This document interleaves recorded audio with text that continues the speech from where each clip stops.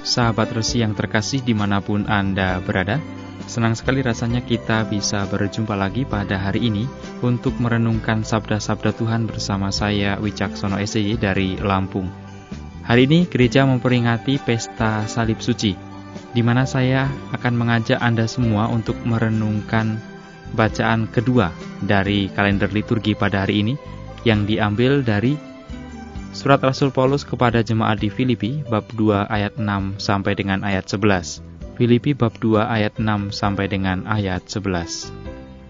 Nah, sahabat Resi dimanapun Anda berada, mari kita mempersiapkan hati sejenak, kita berdiam diri, dan kita mohon rahmat Tuhan supaya hati, budi, dan pikiran kita tertuju kepada sabdanya.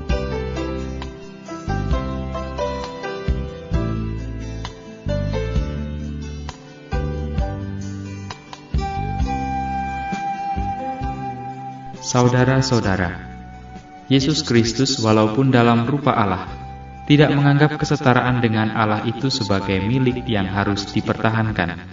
Sebaliknya, Ia telah mengosongkan diri, mengambil rupa seorang hamba, dan menjadi sama dengan manusia.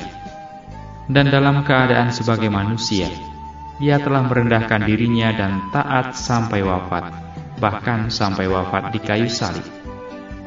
Itulah sebabnya Allah sangat meninggikan Dia dan menganugerahinya nama di atas segala nama, supaya dalam nama Yesus bertekuklah segala yang ada di langit dan yang ada di atas serta di bawah bumi, dan bagi kemuliaan Allah Bapa segala lidah mengakui Yesus Kristus adalah Tuhan.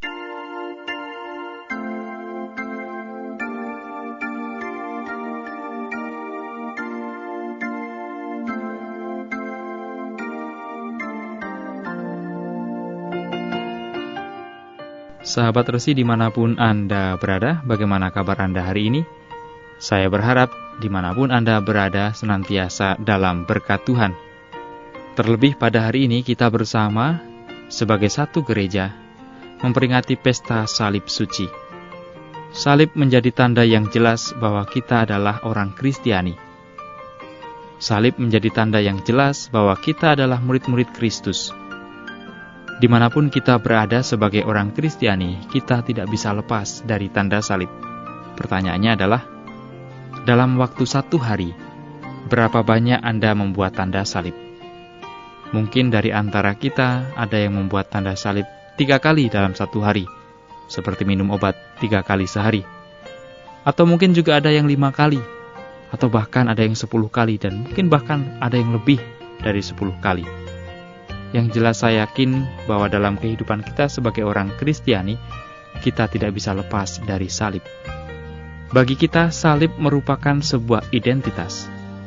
Bukan hanya sekedar bentuk barang, palang, kemudian ada patungnya. Tetapi salib itu menjadi identitas siapa dan bagaimana diri kita, bahkan bagaimana tujuan hidup kita yang akan datang, serta jaminan keselamatan yang kita terima pada akhir zaman. Perikopa dari Filipi bab 2 ayat 6 sampai 11 yang tadi kita baca dan saat ini kita renungkan bersama, mengungkapkan dengan indah bagaimana madah Kristus itu dihayati oleh Paulus. Bagaimana madah Kristus itu juga menjadi pujian. Pujian kerendahan hati yang ditinggikan oleh Allah. Paulus dengan lantang mengatakan, Yesus Kristus walaupun dalam rupa Allah, tidak menganggap kesetaraan dengan Allah itu sebagai milik yang harus dipertahankan. Sebaliknya, Ia telah mengosongkan diri, mengambil rupa seorang hamba, dan menjadi sama dengan manusia. Siapa di antara kita yang jika orang tua kita terpandang, kita mau dan rela untuk dihina? Saya yakin walaupun kita mungkin rela untuk dihina, ada perasaan malu, ada perasaan jengkel, dan bahkan mungkin ada perasaan dendam. Sebagai murid-murid Kristus yang hari ini kita merayakan Pesta Salib Suci, kita diajak untuk senantiasa merenungkan hidup kita. Bahkan tidak hanya hidup kita saat ini, tetapi tujuan kita sebagai orang Kristiani pada masa yang akan datang. Jika salib menjadi bagian hidup kita, dan memang sudah seharusnya menjadi bagian hidup kita sebagai orang Kristiani, maka apa yang terjadi pada Kristus, pada madah Kristus yang kita dengarkan hari ini, juga terjadi di dalam diri kita, Yesus telah merendahkan dirinya dan taat sampai wafat, bahkan sampai wafat di kayu salib. Dan itulah yang membuat Allah sangat meninggikan dia dan mengaruniakan kepadanya nama yang melebihi segala nama, supaya dalam nama Yesus bertekuk lututlah segala yang ada di langit dan yang ada di atas serta di bawah bumi. Dan bagi kemuliaan Allah Bapa, segala lidah mengakui Yesus Kristus adalah Tuhan. Maka bagi kita yang sudah terlanjur dalam arti tertentu mendapat rahmat baptisan, di dalam seluruh hidup kita mengenakan tanda salib. Entah yang kelihatan, entah yang tidak kelihatan, tanda salib itu melekat pada diri kita.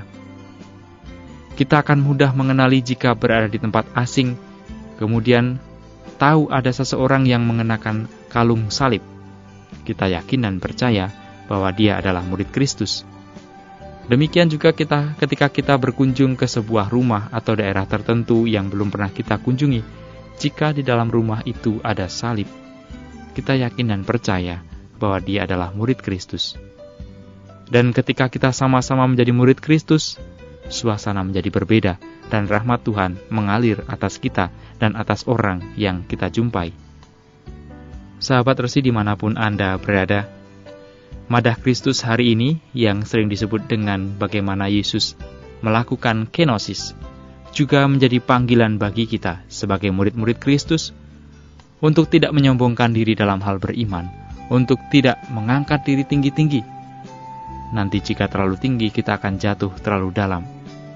Tetapi meneladan Kristus sendiri yang adalah Putra Allah. Dia tidak menganggap kesetaraan sebagai Putra Allah itu sebagai sesuatu yang harus dipertahankan demi keselamatan manusia, demi penebusan dosa. Tetapi ia rela menjadi seorang hamba dan menjadi sama dengan kita.